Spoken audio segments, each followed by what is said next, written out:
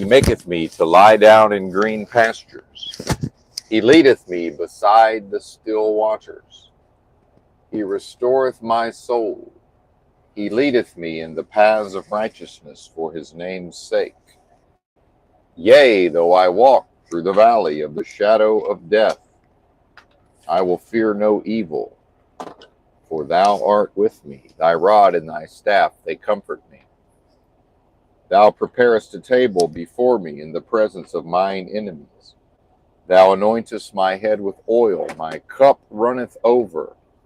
Surely goodness and mercy shall continue to follow me all the days of my life, and I will dwell in the house of the most super intelligent power, source, and force of love and creation forever. What's happening? Benton here. Just about to roll out for more driving. Yay. Exhausted driving. Awesome.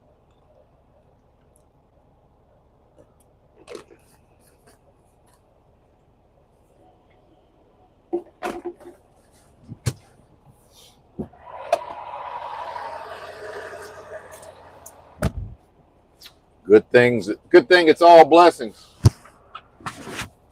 Everything that doesn't belong to the dead flesh, anyway. That's this world. The money is nothing.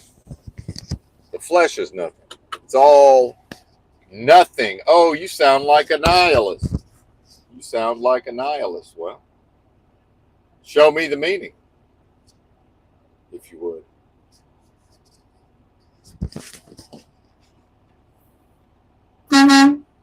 Show me the meaning, if you would. As this is the deadest truck stop I've ever seen, and somebody pulls up just to remind me of the waking dream surrealistic unreality. Somebody pulls up and blocks me in, and then as he pulls up enough for me to leave, then a car comes in. Yeah. How do they time that?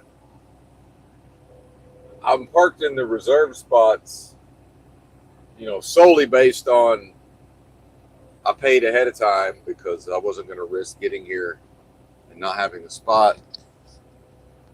And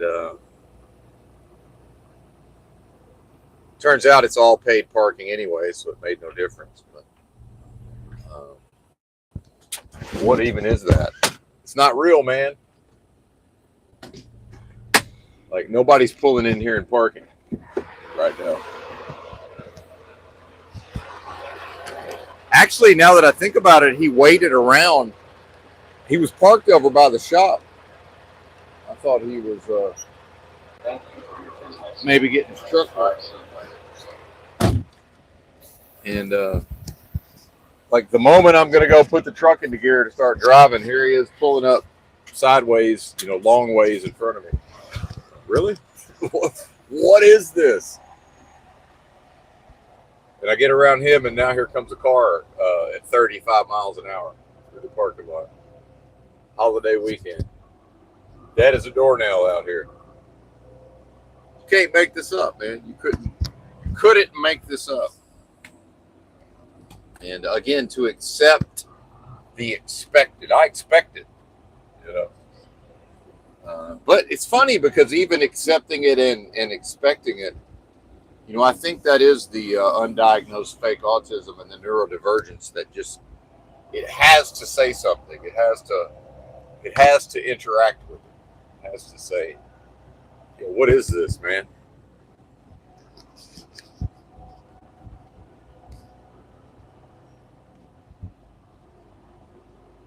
Crazy. Yet another in a never-ending series of demonic attacks, spiritual attacks, certainly. A little bit of the cranky old man energy to start the stream off. But sometimes that makes for an interesting stream. We're on, what is this, I-70 westbound, general vicinity of Indianapolis. And Not that I have my wits about me necessarily, but still suffering with the heavy fatigue and pushing through that. And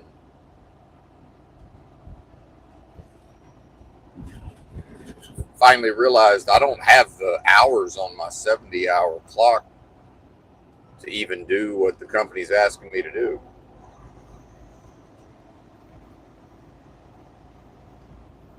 So how does this work? I talked to the owner of the company yesterday, and he's wanting me to try to be in Denver by tomorrow night. And that don't seem to be possible, considering that the government requires a 34-hour restart. So is this where we discover that there may be a way to fudge the logbook? I don't know. I've got enough hours to drive today, 10 hours. And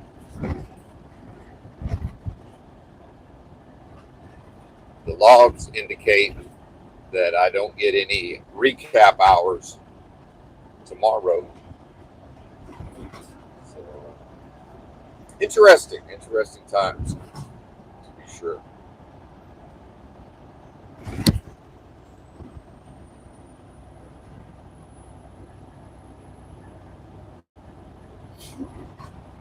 Now, from the perspective of the guy that pulls up and blocks me in, his thought process is probably, well, it's early on a Saturday morning. You know, why it's dead as a doornail? Why would he even be worried about it? So it's not that he did anything wrong. It's the timing within the context of the delusory adversarial realm of the vacuous delusory adversarial realm of business transactions and ever-present elements of waking dreams, surrealistic unreality, deja vu all over again. It's always there. And I found recently my most frequent error that causes deviation from the walking of the perfected path that lies within is tied up in failing to reconcile or equationally solve for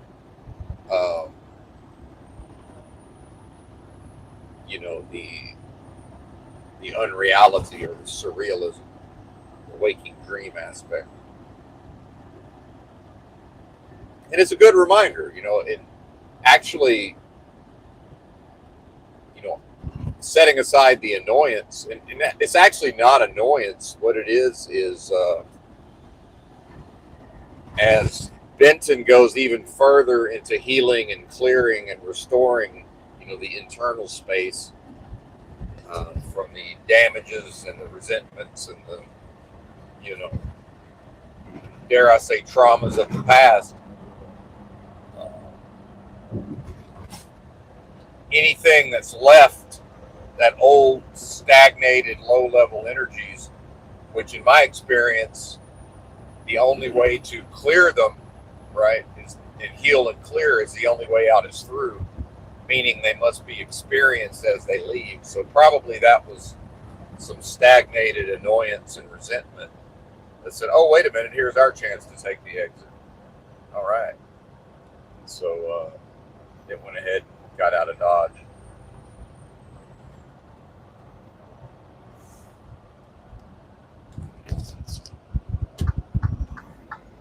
That's most likely what's going on here.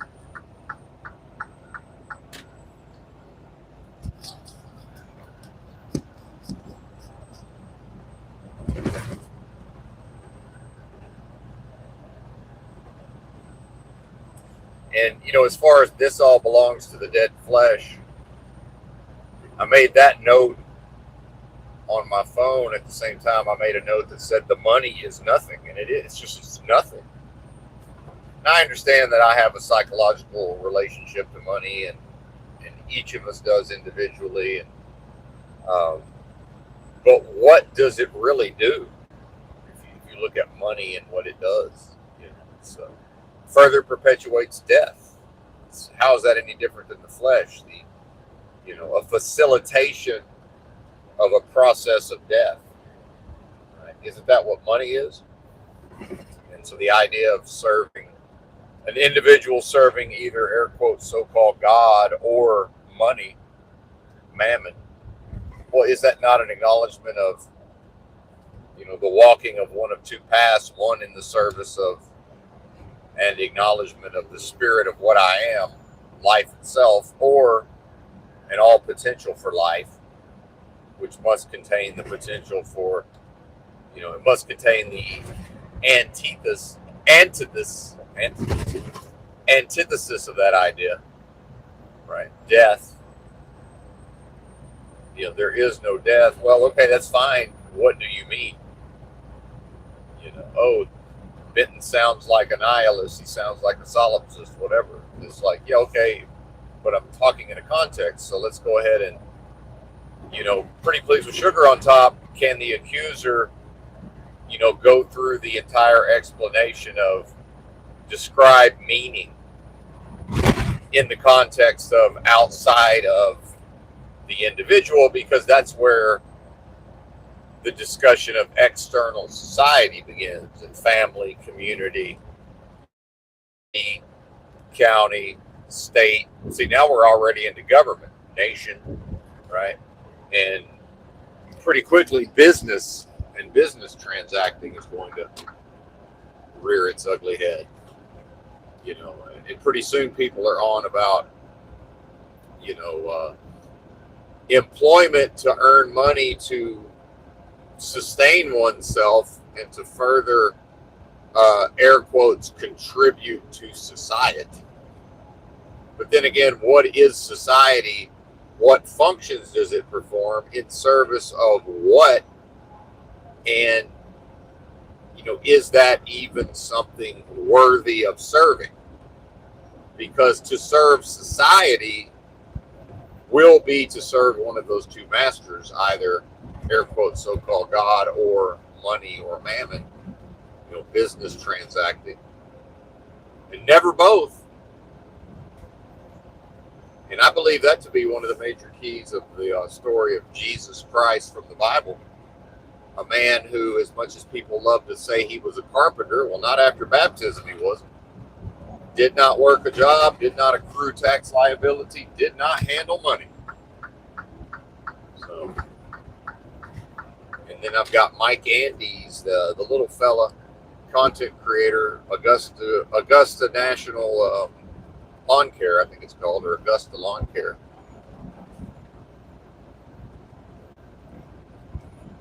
And his father was a pastor, apparently. And in a recent video, Mike was going on and on about,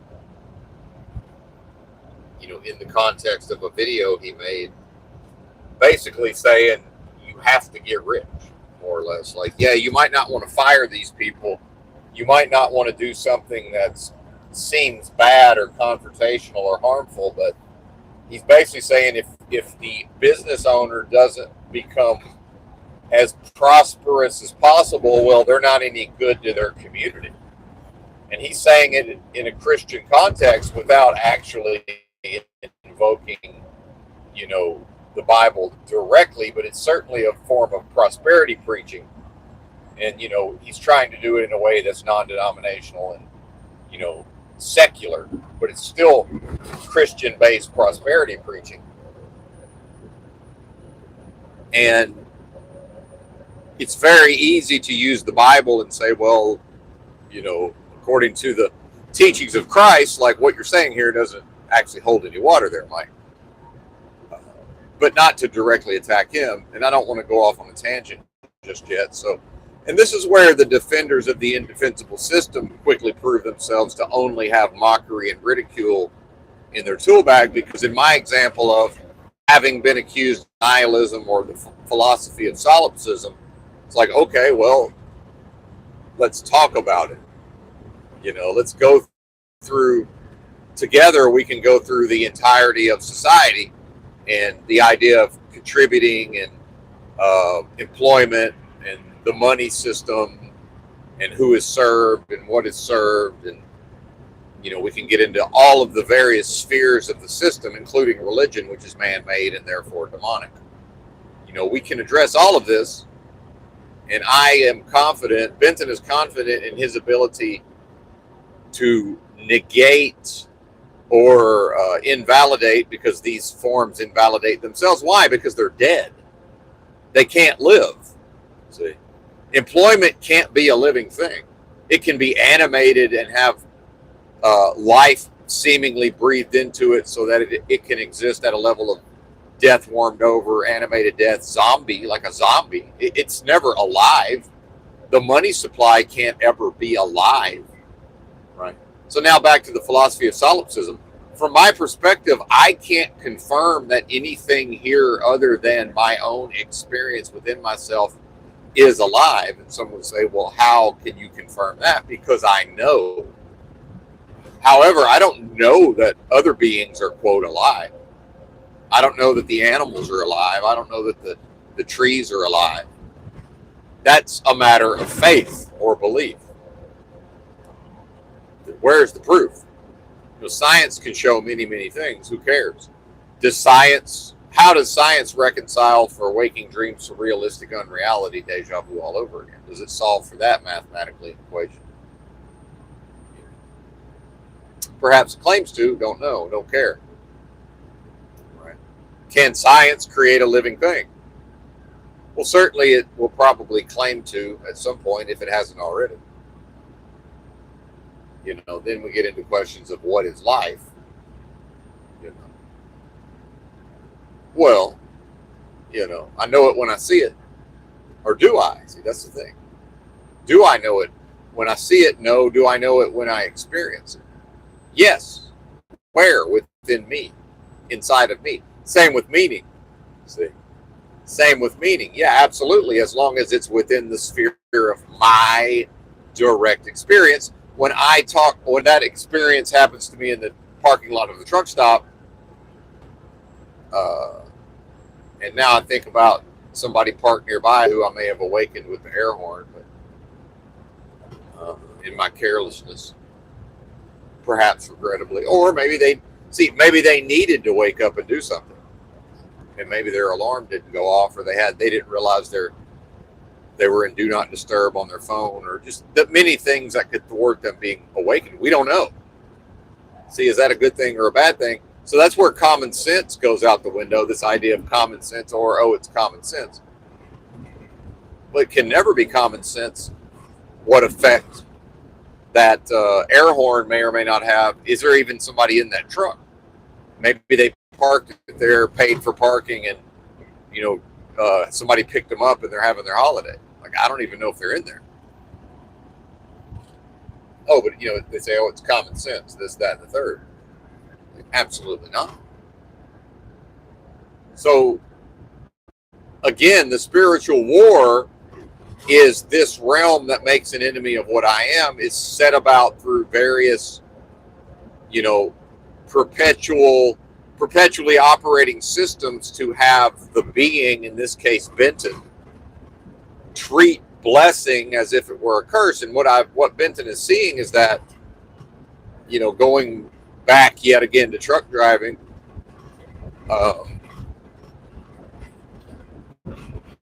hang on, the road's so bad I have to slow down now. Under construction here. I think I'm still supposed to. I didn't realize that this was such an extended construction zone. I'm still supposed to be in the left lane. So let's get back to the left lane. Rough road.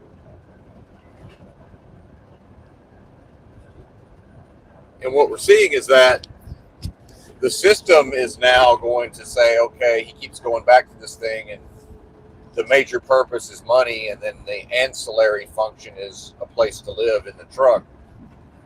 And, something to do with the being's time, of course, and access to resources, food, such. But now seemingly the system is saying, okay, well, you claim to have these principles of, wanting to follow the government, mandates around hours of service and all of this, which is true, but for a self-serving means. because Benton doesn't want to be forced to work, insane amounts of hours. But clearly the writing is on the wall at this point.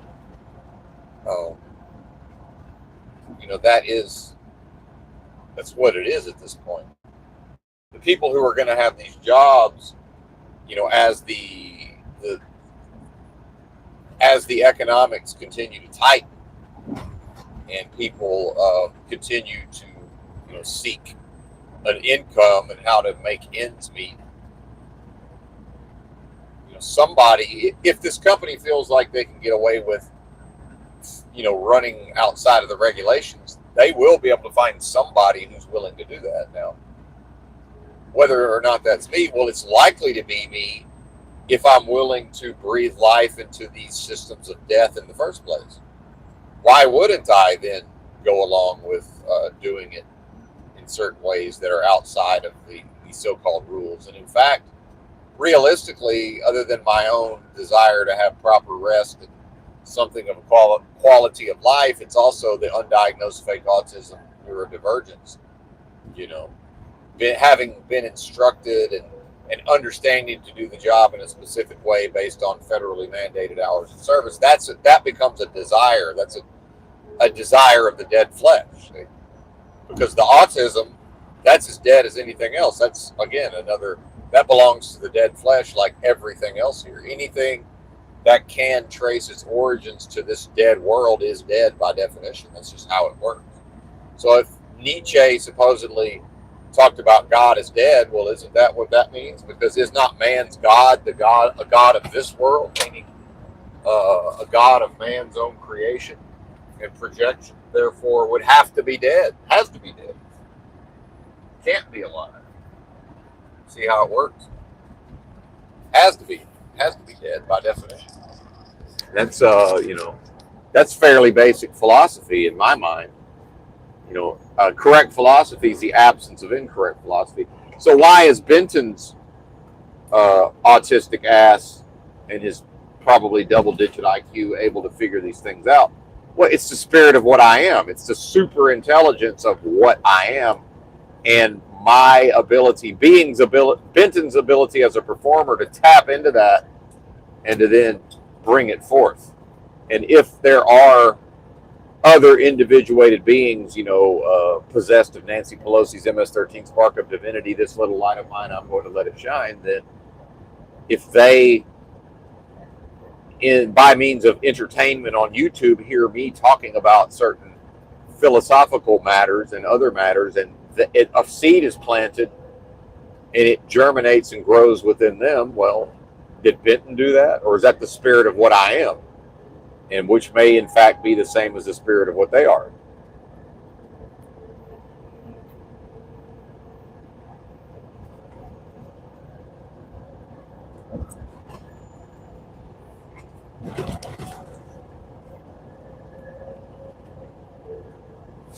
As coffee spills all over the pants. What a blessing to have coffee that can be spilled on pants.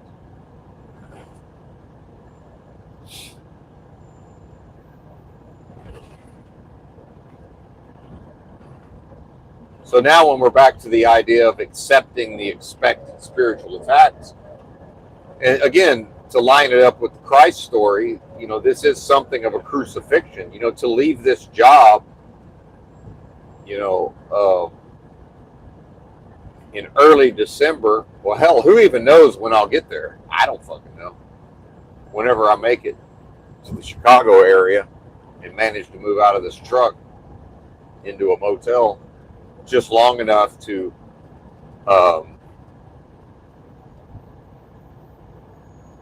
figure out what I'm willing to try to carry physically away. And I don't know that my physical strength is ever going to fully return, but I'll get it. I don't want to divert into that just now. But in the past, I was willing to carry a certain amount of weight in a rucksack. And, while still probably hypothetically physically capable, just simply lost interest. I guess I could buy one of those carts. I guess I could push around not a shopping cart, but some version of a dog or whatever. Maybe that's the way to go.